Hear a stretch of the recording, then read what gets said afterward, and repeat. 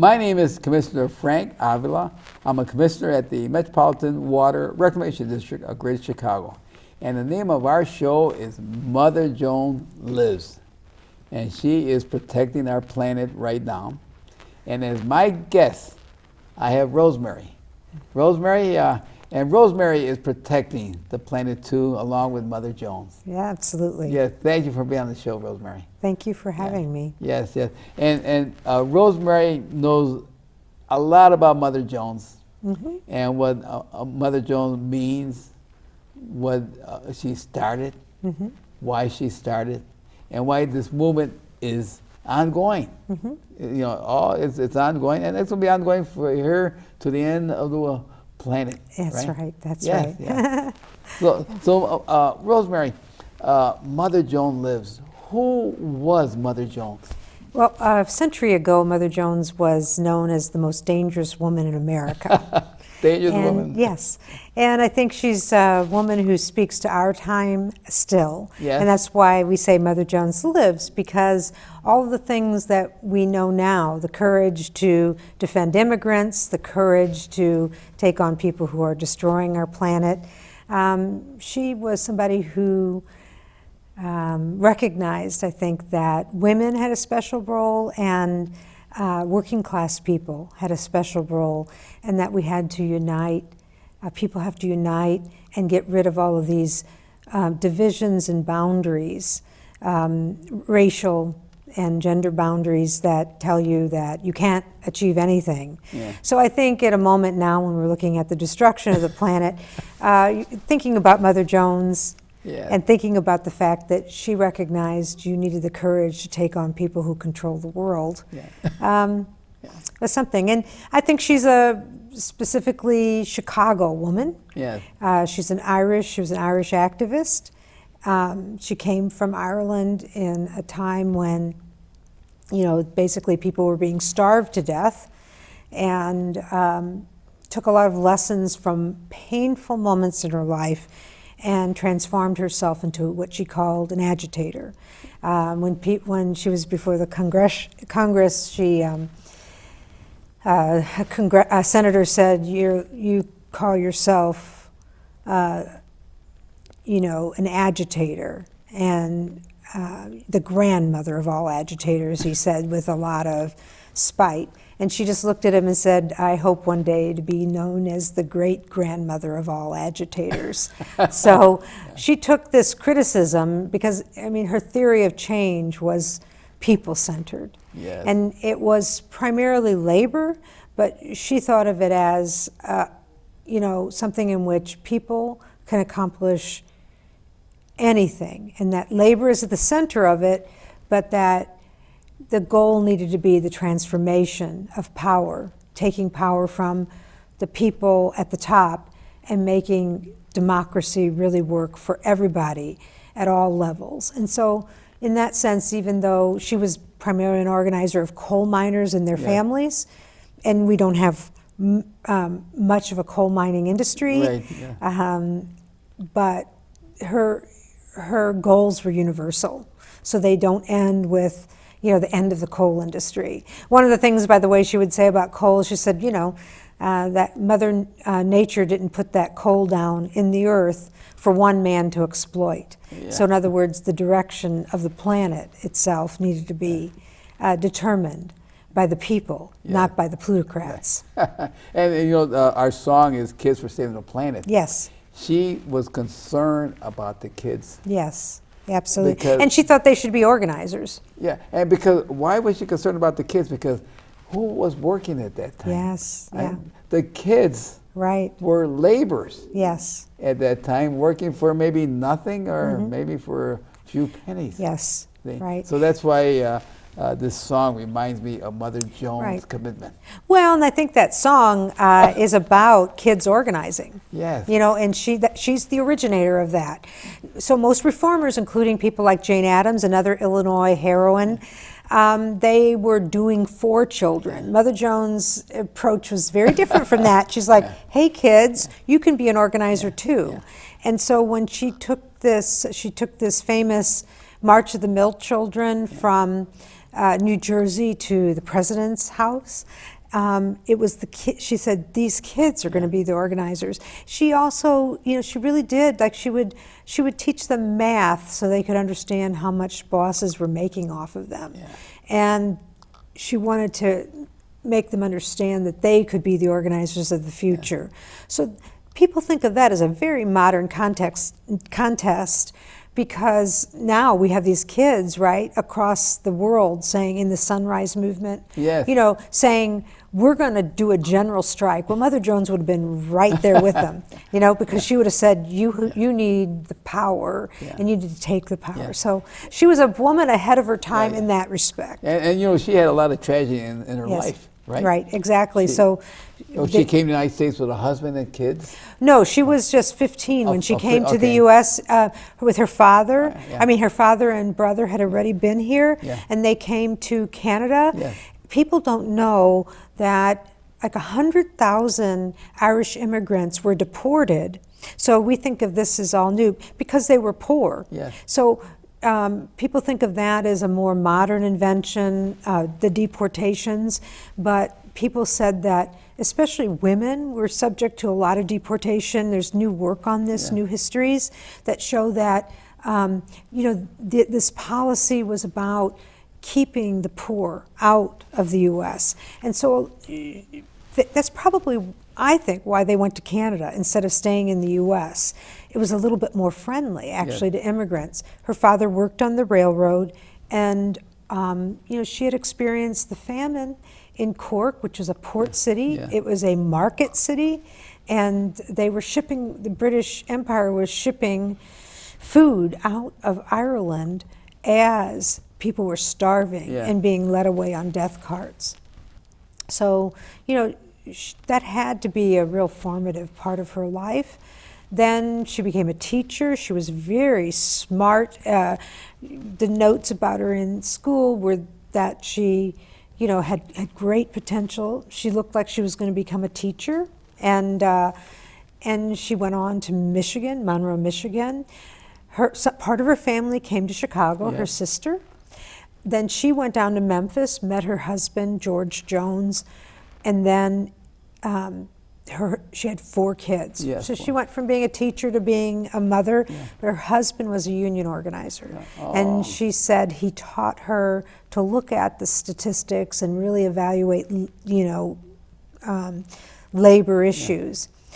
Then all of a sudden they died in the yellow fever that took hold of Memphis. And she had nobody in the world. She said, I cried alone through nights of grief. No one came to me, no one could.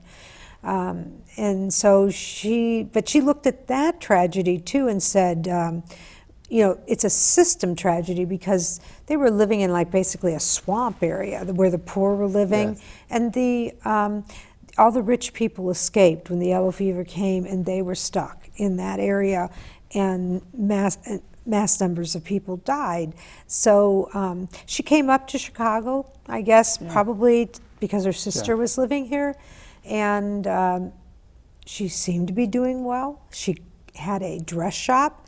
She was an excellent seamstress, renowned, and worked for the wealthy people on Lakeshore Avenue.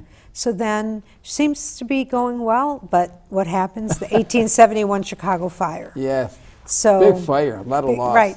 Loss, and it really hit home to her because she had seen a lot of exploitation before that, but here she is homeless on the streets, and she's seeing, especially Irish labor activists, alerting people to the fact that much of the relief was being withheld from the poor people of Chicago, and that they were being, the elites wanted to force them out of Chicago and make them, they didn't want wood houses, for instance. So there was a lot of anger in the working class community, and that was really, Chicago shaped her. Those radicals on the streets. Here she was homeless, and she said, that's when I started to think about the system a lot more seriously. And her husband was a union organizer. Yes. She had that experience. So and that knowledge. she put two and two together, and she, she started to really think about what was wrong with the system. So of course it was a tragedy. It was, what can you say? There was a fire, right? And it seems like it was, to most people, it was just a tragic system. But when you look really close at it, like she did, it was systematic harm to working class people that came out of that fire and an attempt to move them out. So it's kind of a bit of gentrification issue, when you think about it in the modern context. It's like, let's use an opportunity of catastrophe to help rich people and and to exploit poor people. So she said ever since then, she was not the same person. And she read a lot, she listened a lot to a lot of the speakers, and for Chicago shaped her. She became involved in the labor movement and took to the road by the 1890s. We have a map on our website, motherjonesmuseum.org, and you can see just a fraction of the places that she organized. One of the most important. She wasn't only an organizer, a speaker, but she was a strategist. So I'm writing a new biography of Mother Jones, and that's my argument, is that she really did contribute to a strike strategies, to a kind of, not a mobilization, but an activist idea that was inclusive of all people of colors, all races, and all genders and children. So she created the family-based strategy of the labor movement, and that was not accepted in the mainstream. So it was like, okay, men earn the living, men do the fighting. And the women don't get involved. Where the women don't get involved and keep them out of it. So. And she didn't think of this as something that was just an auxiliary. They had to be in the heart of it. So that was her contribution. And she took on mining because people forget mining was the most important industry.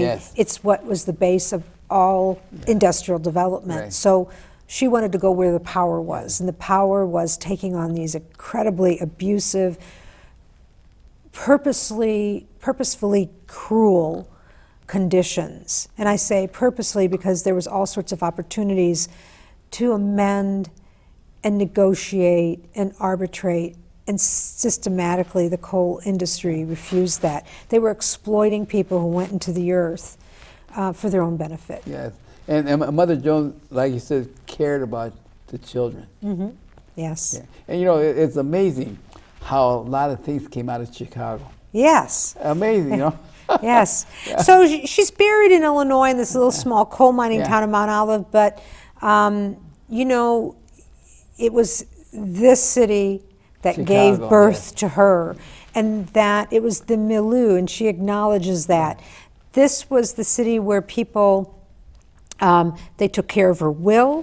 They made sure, like the head of the Chicago Federation of Labor was in charge of her will. She had all sorts of connections here. So one of our projects at the Mother Jones Heritage Project, which I'm director of, is to get a statue to her in Chicago. I think since it started in Chicago, she should get a statue. Yes. This was her formative city. People here loved her. People across the country loved her. She was probably the most well-known woman at the time, at least among working class people. What year was this again? She died in 1930.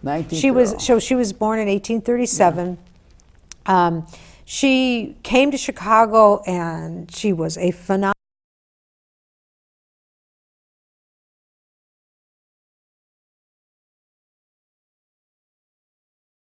Absolutely worshipped her. She didn't believe in that kind of ideal, but I think it is true that Chicago was her city. She said it often. And so while there is a monument in Mount Olive, we think that we need a statue that brings her to life here. I definitely think she deserves it. I think definitely the city of Chicago should have a statue right there. And you said it started right near downtown by Grant Park. So maybe Grant Park will be the best location for a statue? Well, she was right down the street. Her garment, so she had this garment shop Yeah. she owned with another woman, and she lived. So both her home and her garment shop was right near Grant Park. So that is one argument for why it should be there. Not only that, but Grant Park is the stationing for a lot of protests. Sure. And it's somewhat her legacy. So one of the things that people don't realize is that after, in the late 19th century, the idea of even marching by working class people was considered mob action. Yeah. That people Mob, yes. They took, and one of the key things she did was using her stature as an older woman to make it seem American as apple pie. That was a struggle. If people have to remember that after Haymarket and so forth, the idea of even demonstrating, the police would come and break it up, right? Yes. So she had this approach that really did work over time of saying, well, I'll face down their bayonets. Will you follow me? Yeah. And I'll bring the kids. Yeah. They won't shoot the kids. That was something that was a bit of brilliant theater. So she was one of the first organizers of unions, probably in the United States. Well, she was the most famous female labor organizer. Female. But she was I do think that her approach to organizing was different than most others. So it was. Well, I do like that name when they call her the most dangerous woman in the United States. In America, in America. Can you believe that? She was 5 foot. 5 foot. But I mean, Ellie Gorn woman. says that it was well deserved. This guy, it was true in a way because just her presence, it was just remarkable. People would travel for miles and miles to see her because she had this genius way of making them think that they could make a difference. That was her theater, and it was a remarkable phenomenon because they knew that people might be intimidated before she came, but when she came, people would come in masses. So, it was in a sense absurd, but in a sense also very true that she could stir up people and make them realize that they had the potential that they didn't think they did. So how did she get the name Mother Jones? Well, there is several stories that she tells. One is that when she went to the South, one of the first things she did was actually go organize in the South, in Alabama and Georgia, the textile mills. And they only hired families because they wanted to exploit the kids. So if you were a single woman, so here she is a single woman, so she lied to them. She said, my family's coming. My kids, I have 4 kids, and they'll all work in your mill. So that was the basis on which you got hired. It was a horribly, they just said, well, this is just normal. But they actually wouldn't hire you unless you had a family. And then, of course, when your family was there, you're tied to that town because your pay is docked. They keep part of your pay, and you can only buy at the company stores.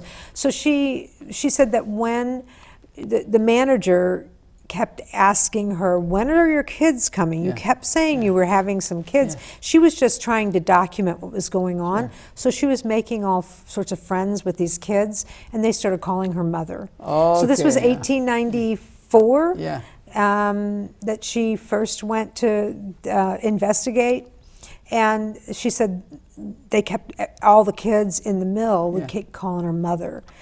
And then the second thing was what was called the Coxey's Army. It was the March of the Unemployed. She was called the mother of the army.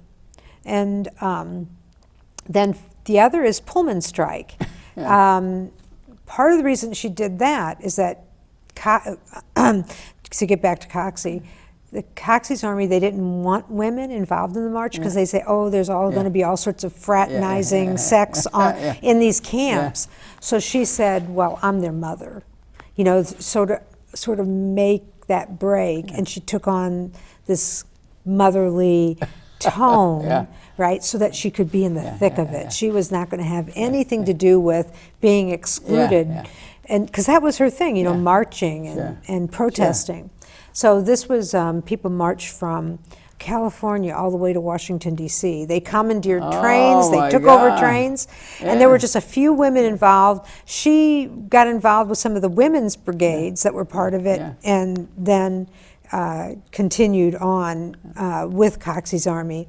So and then the third element of that was she got the name from the mother of the American Railway Union. So she was involved in the Pullman strike. We're celebrating or commemorating the 125th.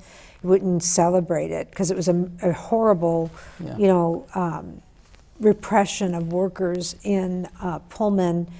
125 years ago, they went on strike and they sent in troops, federal troops and marshals, to destroy that movement. And then she spent the next few years trying to get men out of prison. And she called herself a surrogate mother for these men. So that was the third thing, and it started to stick. That was even before she went into the mines. And then it really became a broader definition and term for her, that she was the mother of the American working class. And very few people know about Mother Jones. Yes. About this, and that's why. She wasn't even in the Illinois textbooks until a few years ago. She's been added. So I think we have to give credit where credit is due. There's been a lot of effort to get her. And when you study her, you learn so much about this repression that kept workers down. So for us, it's not just about heroification of her. It's about showing how people struggled against exploitation in the past, how immigrants came together, how she supported that, how she saw labor rights as human rights years before we thought about it that way. And so she was extraordinary because she saw herself as part of a long legacy of struggle. In fact, one of my favorite quotes from her is, I come from a long line of the exploited, the oppressed, and the people in chains. And because I am part of that class, I long to break the chains. So she saw it as a long struggle against injustice, a people's movement, something that doesn't end with one era, she saw herself as part of a long line of Irish dissidents, right? But she didn't think that it just belonged to Ireland, right? She saw all sorts of people being exploited, and whatever you do, you are worthy. You are a worthy human being, and you deserve to have some power, to have a place in society. So it's really a much broader movement that she was and just think about the effect that she had through her life of other people on what they formed, other unions, because of her. The effect of what she was doing and how she influenced other people. Exactly. To go out and do exactly what she's doing. Yes. Mother Jones. Right. Lead by example. I think that's her power, that, it is that she seems so ordinary and she's small and diminutive, yet she did extraordinary things. And people would look at her and I always thought she was larger than life, but I think people always thought, well, if she can do it, we can do it. And the whole world is facing this problem now. Yes. We're facing a lot of problems now. Yes. In terms of developing countries where they're exploiting the workers. And even though we're living in America, we have maybe some areas where they're exploiting too. Yeah, and she was a transnational, so she went down to Mexico. She saw, as she said, their problems or our problems. She went to Texas, and people were saying, well, we got to get rid of these immigrants. And she said, look at what the U.S. did in Mexico before you start saying that you should kick out immigrants. What we're doing in Mexico is sending people who really want to stay there.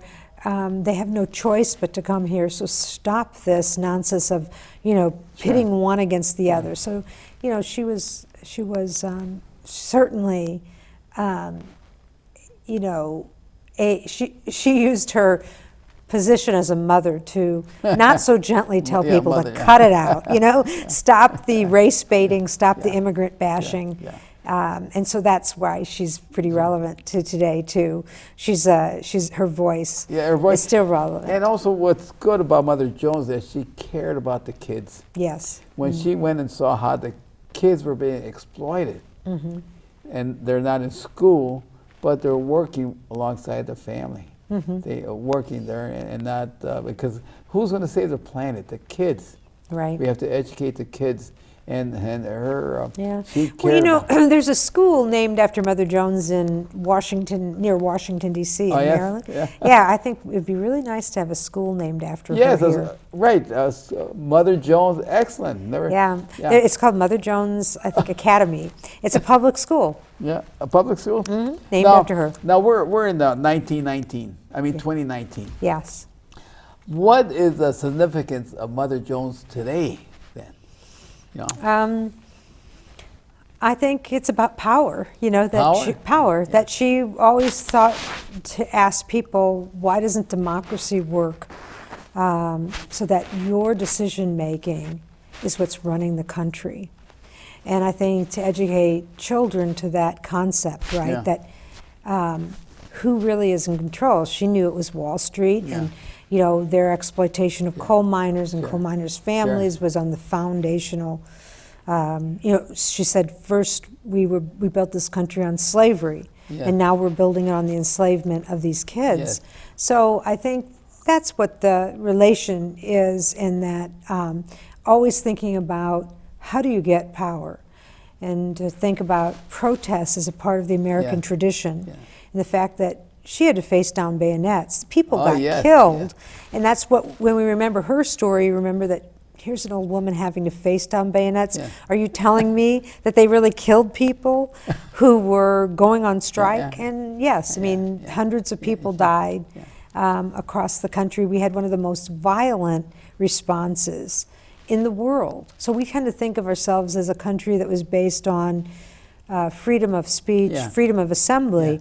But if you're a working class person, you didn't have that. And so one of her great enemies was, believe it or not, the Chicago police. She thought they were at that time, yes. They were, she said, the minions of the powerful. But, and so I think that we have to think about things structurally. And that's what she begs us to do. Think about social justice and how you get justice. Think about what is possible if people really have power. If the ordinary person has power. And that's why pay is a big concern. Pay? Pay, hourly rate. Oh, yeah. Absolutely. It goes fast. Oh, is it over? Okay.